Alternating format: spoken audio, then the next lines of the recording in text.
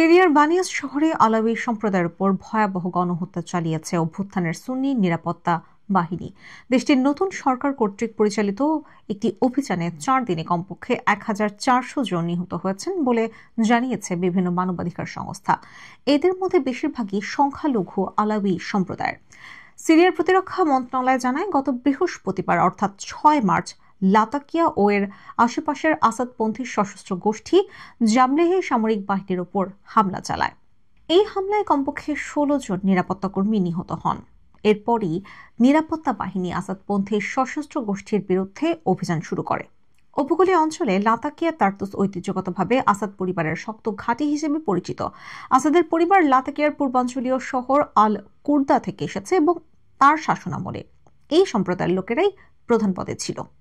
তবে আসাদের স্থলাভিষিক্ত সুন্নি ইসলামপন্থী নেতৃত্বাধীন সরকারের অনুগত নিরাপত্তা বাহিনীর বিরুদ্ধে আলাউই অধ্যুষিত এলাকায় প্রতিশোধমূলক গণহত্যার অভিযোগ উঠেছে। জাতিসংঘের মানবাধিকার দপ্তর জানিয়েছে, অভিযান শুরুর পরবর্তী 4 দিনে এই অঞ্চলের নারী ও শিশুসহ অনেক পরিবারের সবাইকেই হত্যা করা হয়েছে। বানিয়াসের একজন বাসিন্দা নূর, তিনি এই অভিযানের দিন বাড়িতেই ছিলেন।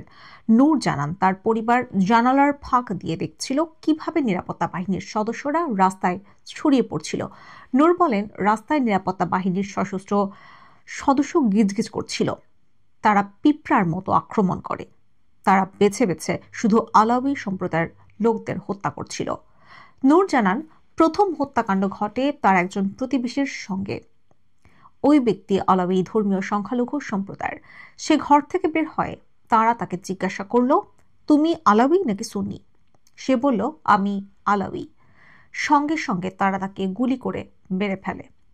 হত্যাকাণ্ডের সূত্রপাত হয় 6 মার্চ রাতে। ওই দিন ক্ষমতাচ্যুত প্রেসিডেন্ট বাশার আল আসাদের অনুগত কিছু আলাউই বিদ্রোহী সামরিক পুলিশের সদর দফতরে গুলি চালায় এবং একটি ডাকঘরে অগ্নিসংযোগ করে। শুধু বানিয়াস নয়, কাছের জাবলে শহরেও নিরাপত্তা বাহিনীর 15 সদস্যকে হত্যা করে বিদ্রোহীরা। এছাড়া সিরিয়ার উপকূলীয় অঞ্চল লাতাকিয়া ও তার্তুসের বিভিন্ন চেকপোস্টে হামলা চালায়। হামলার পর তারা রাতের অন্ধকারে পালিয়ে যায়, কিন্তু প্রতিশোধের লক্ষ্যে পরিণত হয় শহরটি। সশস্ত্র সুন্নি নিরাপত্তা বাহিনীর সদস্যরা শহরে প্রবেশের পর থেকে এই হত্যাযজ্ঞ শুরু হয়। বানিয়াসের আরেক বাসিন্দা বাশির জানান, তার বাবা, চাচা এবং ভাইকে হত্যা করা হয়েছে। তারা কেবল একটাই প্রশ্ন করত, তুমি কি আলাউই? যারা হ্যাঁ বলতো তাদের হত্যা করা হতো। যারা সুন্নি বলে দাবি করত তাদের বিভিন্ন ধর্মীয় অর্থাৎ ইসলামী প্রশ্ন জিজ্ঞেস করা হতো। বাশির বলেন, ঠিকভাবে প্রশ্নের উত্তর দিতে না পারায় অনেক সুন্নিও মারা গেছে। তার পরিবারের সদস্যদের ছাদে নিয়ে হত্যা করা হয়েছে গুলি করে। পরে আরও এক দল মিলিশিয়া এসে তার বাবার বাড়িতে হামলা চালায়, যেখানে তার ভাইও লুকিয়েছিলেন। তিনি বলেন, আমার ভাই শিক্ষক ছিলেন আর আমার বাবা ছিলেন অবসরপ্রাপ্ত। তারা কাউকে কোনো ছাড় দেয়নি। এই গণহত্যার পর দেশটির নতুন সরকার ব্যাপকভাবে চাপে পড়েছে। বিদ্রোহী নেতা ও সাবেক আল কায়দা কমান্ডার আহমেদ আল শারা ক্ষমতা গ্রহণের পর ঘোষণা দিয়েছিলেন, আসাদের বাহিনীর অপরাধীদের বিচারের আওতায় আনা হবে। কিন্তু সাম্প্রতিক সহিংসতায় প্রমাণ হয়েছে, সাম্প্রতিক ঘৃণা এখনও গভীরভাবে বিরাজমান। আসাদ সরকারের পতনের পর অনেকে আশা করেছিলেন দেশটি এক নতুন অধ্যায়ে প্রবেশ করবে, কিন্তু সাম্প্রতিক সহিংসতা সেই আশাকে ধূলিসাৎ করেছে।